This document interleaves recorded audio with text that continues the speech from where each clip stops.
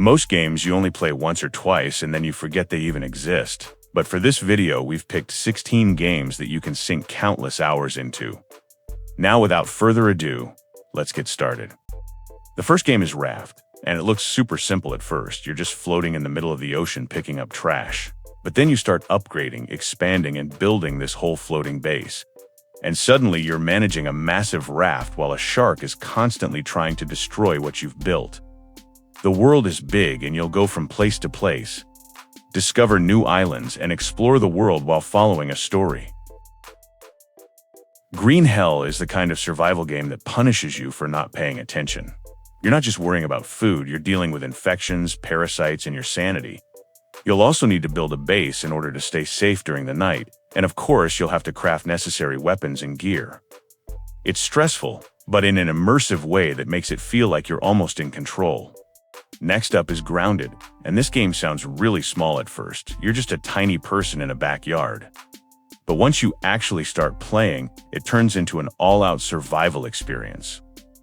Building, exploring, and fighting creatures that are way bigger than you. It's way more intense than it may seem at first. It has a big open world that will give you a unique survival and exploration experience. This game doesn't look like much at first, but it's easy to get hooked. You start digging, finding resources, upgrading your base, and there's always something to do. There's a lot of combat in this game as well. You'll need to fight different boss battles in order to progress. And it's super easy to lose track of time because nothing ever really tells you to stop. The Planet Crafter is a very satisfying game. You start on a completely dead planet, and everything you do slowly brings it to life. Oxygen, water, plants. You can literally see the world change around you.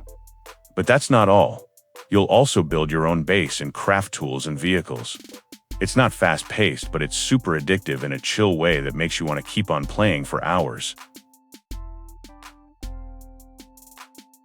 This one starts off like a normal survival game. You're on board a plane, and then you suddenly crash in a forest. Then you gather resources, food, and build shelter. But then you realize you're not alone. And the more you play, the weirder and more intense it gets. You're constantly hunted by zombie-like creatures that become more aggressive and appears in larger numbers during the night. There's also a mysterious story that unfolds as you play. It's one of those games where you tell yourself just one more day, and then it's been, like, 3 hours.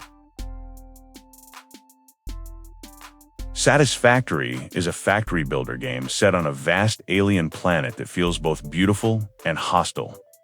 You land with nothing and slowly turn raw terrain into advanced industrial systems that stretch across forests, deserts, and cliffs. What makes it stand out is the perspective. You're not placing machines from above like a sandbox game. Instead, you're physically inside the factory, running conveyor belts by hand, climbing steel frameworks, and troubleshooting your own chaotic layouts.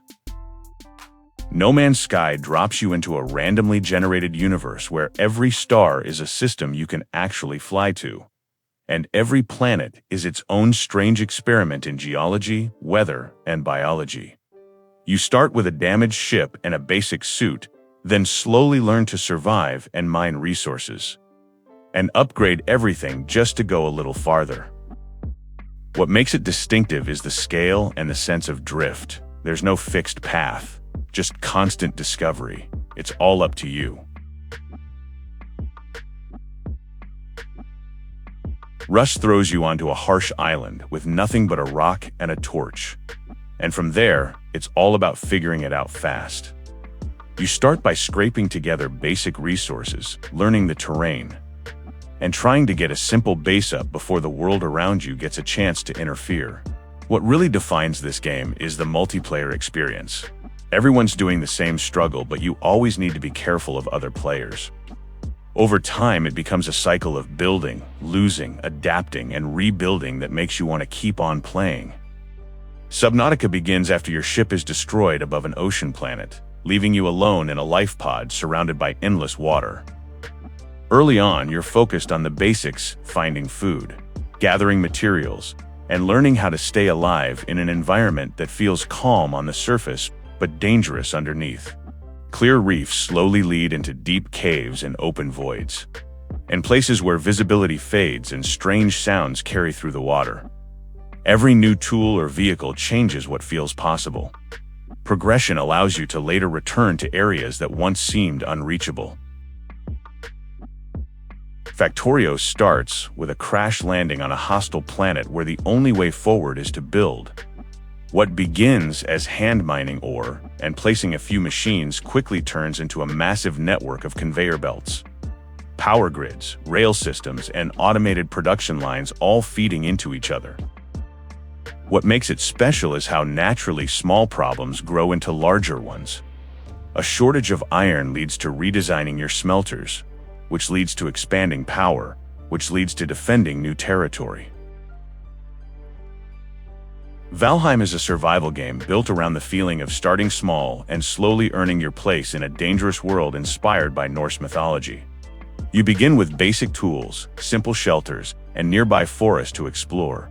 But before long, you're hunting stronger creatures, gathering rare materials, and preparing for tougher lands ahead. As you explore new biomes, it feels like a real step up in danger and reward, and every victory allows you to craft better gear and build stronger structures. This gives you new reasons to keep moving forward and beat your next enemy. Rimworld is about guiding a group of crash-landed colonists as they try to build a functioning settlement on a distant world. You decide how the colony develops by laying out rooms, assigning work, researching technology, trading with visitors, and managing the constant stream of problems that come with keeping people alive and productive. The Witcher 3 is about following Geralt of Rivia through a war-torn and morally messy world while he searches for Ciri, a young woman tied to something far bigger than any one kingdom's problems. You move between cities, swamps, and war-scarred villages, taking on monster contracts and getting pulled into local politics, and deciding how to handle situations where there usually isn't a clean answer. A simple job can turn into a tragic investigation, and a political errand can spiral into a regional power shift. Your choices tend to linger in ways you don't immediately see. Terraria is built around digging into a 2D world and turning it into whatever you want it to be, while constantly uncovering things that change what progress even means. You start by chopping trees and mining underground, but that quickly expands into exploring vast cave systems and fighting off increasingly strange enemies while gathering materials that unlock entirely new weapons and tools and ways to move through the world. In Red Dead Redemption 2, you play as Arthur Morgan, an outlaw trying to hold together a fading gang in a world that's moving past them.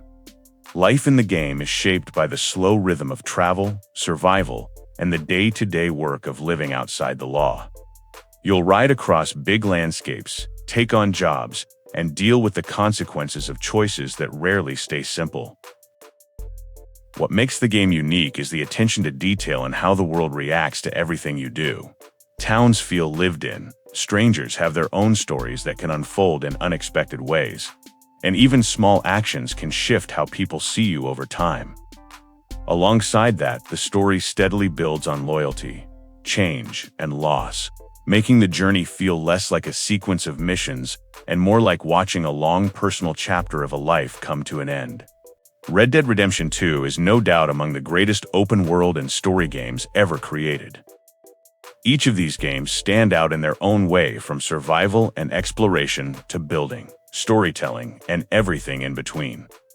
Even though they all play completely differently, they each have that loop that pulls you in and keeps you going without really needing much explanation. If you enjoyed this video, feel free to leave a like and subscribe for more content like this.